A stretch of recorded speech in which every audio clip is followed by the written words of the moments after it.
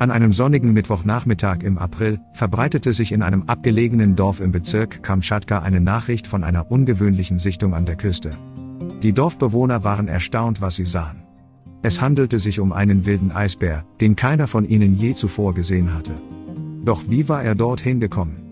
Normalerweise leben diese Tiere mehrere hundert Kilometer entfernt in der Arktis. Nun, seine Geschichte war interessant. Eines Tages, als das Tier auf der Jagd nach Nahrung war, musste sich eine Eisplatte vom Festland gelöst haben, auf der sich der Eisbär befand. Vermutlich hatte das Tier versucht, wieder an Land zu kommen, doch es war umgeben von Eiswasser und konnte es nicht riskieren. Dies war der Beginn eines lebensverändernden Abenteuers für das junge Raubtier. Nach mehreren Tagen oder sogar Wochen kam er in einem fremden Land an, das ganz anders war als das, was er kannte. Das Tier war stolze 450 Meilen, also 700 Kilometer von seinem Zuhause entfernt. Als er im Dorf ankam und am Ufer stoppte, dachte er nur noch ans Essen. Der Eisbär versuchte nach Nahrung zu graben, doch jeder Versuch blieb erfolglos. Dieses Land war nicht nur fremd, sondern auch ungewöhnlich warm, und geeignete Nahrung war knapp. Er schweifte umher, vermied jedoch zunächst dem Dorf näher zu kommen. Sein scharfes Gehör nahm die fernen Geräusche der Menschen wahr, die ihrem täglichen Treiben nachgingen. Normalerweise blieben seine Artgenossen fernab der menschlichen Siedlungen, aber dieses Tier war hungrig und müde. Es war vielleicht nicht klug, näher an das Dorf heranzutreten, aber die Dringlichkeit nach Hilfe trieb ihn voran. Ein Gebäude in der Nähe zog seine Aufmerksamkeit auf sich und er schlenderte darauf zu. Das Raubtier hatte natürlich keine Ahnung, dass es sich dabei um die Polizeistation des Dorfes handelte. Schwach und müde von seiner langen Reise lag er da und schaute mit einem traurigen und hilflosen Gesichtsausdruck, als würde er um Hilfe bitten. Es dauerte nicht lange, bis die örtliche Polizei auf ihren ungewöhnlichen Besucher aufmerksam wurde. Einer der Beamten schlug Alarm und 2 Polizisten wurden beauftragt, sich das Tier genauer anzusehen. Der Eisbär war riesig, mit weißem Fell und deutlich sichtbaren scharfen Krallen. Natürlich hatten sie große Angst, näher heranzukommen. Die Polizisten näherten sich vorsichtig, um einen besseren Blick auf das Tier zu erhaschen, hielten jedoch Abstand, um es nicht zu erschrecken.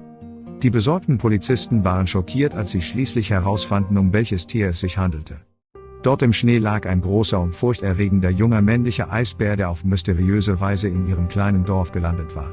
Sie trauten ihren Augen nicht, realisierten jedoch auch, dass mit ihrem unerwarteten Besucher etwas nicht stimmte. Das Tier schien eine schlimme Verletzung an der Vorderpfote erlitten zu haben.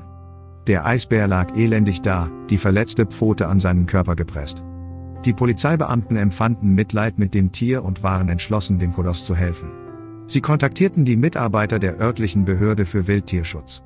Die Verantwortlichen staunten nicht schlecht, als sie von dem ungewöhnlichen Fall hörten und machten sich so schnell wie möglich auf den Weg. Sie versorgten die Pfote des Eisbären und sorgten dafür, dass er sich ausruhen konnte. Umka, wie der Bär bald von den Einheimischen genannt wurde, avancierte zu einer Art Berühmtheit im Dorf. Die Dorfbewohner brachten ihm täglich reichlich Fisch und Leckereien, obwohl Umka nur wenig davon zu sich nahm. Es war offensichtlich, dass der Bär nach Hause wollte, auch wenn er die Freundlichkeit der Menschen schätzte. Der Bär wurde zu einer Sensation, die sogar Besucher aus den umliegenden Dörfern anzog. Die Polizisten überwachten den Bären genau und sorgten dafür, dass sich niemand ihm zu sehr näherte, während sie über eine endgültige Lösung nachdachten. Experten wurden konsultiert und diese waren der Meinung, dass Umka in Kamtschatka keine Überlebenschance hatte und dringend zurück in seine Heimat musste. Doch wie sollten sie das anstellen? Das Tier war so desorientiert, dass es niemals alleine den Weg zurückfinden würde. Und selbst wenn der Eisbär den Weg kennen würde, wäre die Reise für das Tier nicht zumutbar und er würde es nicht schaffen. Die Situation schien aussichtslos. Wladimir Gordienko, der Leiter der staatlichen Jagdaufsichtsabteilung der regionalen Behörde für Forstwirtschaft und Wildtierschutz, erklärte, dass Umka kein Einzelfall war.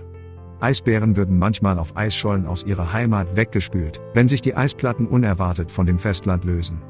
Leider können sie meist weder in ihre Heimat zurückkehren noch in ihrer neuen Umgebung Nahrung finden. Für Gäste wie Umka war es daher sehr wahrscheinlich, dass sie nach dieser unfreiwilligen Umsiedlung sterben würden. Das wollten die Menschen jedoch nicht zulassen. Sie mussten einen Weg finden, um den Eisbären zu helfen. Die Nachricht über den ungewöhnlichen Besucher verbreitete sich rasch und viele verfolgten gespannt, wie sich seine Situation entwickelte. Innerhalb weniger Tage wurden Maßnahmen ergriffen, um das Raubtier in die Arktis zurückzubringen, wo seine eigentliche Heimat lag. Das Büro des Gouverneurs, Wladimir Iljakin, der Region, bat den Notfallminister, Jewgeni Zinnischew, darum einen Helikopter bereitzustellen, der Umka in seinen polaren Lebensraum zurückbringen sollte. Zusätzlich wurde ein spezieller Transportkäfig für das Tier angefertigt, wie der Beamte Sergei Kabarow aus Kamtschatka berichtete. 8 Tage nach seiner Ankunft organisierte das russische Katastrophenschutzministerium eine Luftrettungsmission, um Umka zurück in die eisige Arktis zu fliegen. Solch ein Manöver hatte es zuvor noch nie gegeben und war dementsprechend eine große Herausforderung für alle Beteiligten. Dennoch waren die Menschen fest entschlossen, diese Rettungsaktion durchzuziehen. Bei der Ankunft in Kamtschatka versetzten die Spezialisten den Bären vorübergehend in einen sicheren Schlaf, damit er den Flug überstehen konnte. Der Wildtierberater von Kamtschatka, Alexander Selnitsyn, berichtete, dass Umka gesund und gut genährt sei. Das betäubte Tier wurde dann in den speziell angefertigten Käfig gelegt und in den Hubschrauber verladen. Die Dorfbewohner jubelten, als die Beamten mit Umka abhoben. Doch niemand hätte erahnen können, was während des Fluges passieren würde. Es war eine lange Reise und die Mitglieder der Besatzung waren angespannt, als plötzlich etwas völlig Unerwartetes geschah. Sie hörten ein Geräusch im Käfig. Der Eisbär erwachte. Alle waren auf der Hut. Sie wollten das Tier nicht durch plötzliche Bewegungen erschrecken.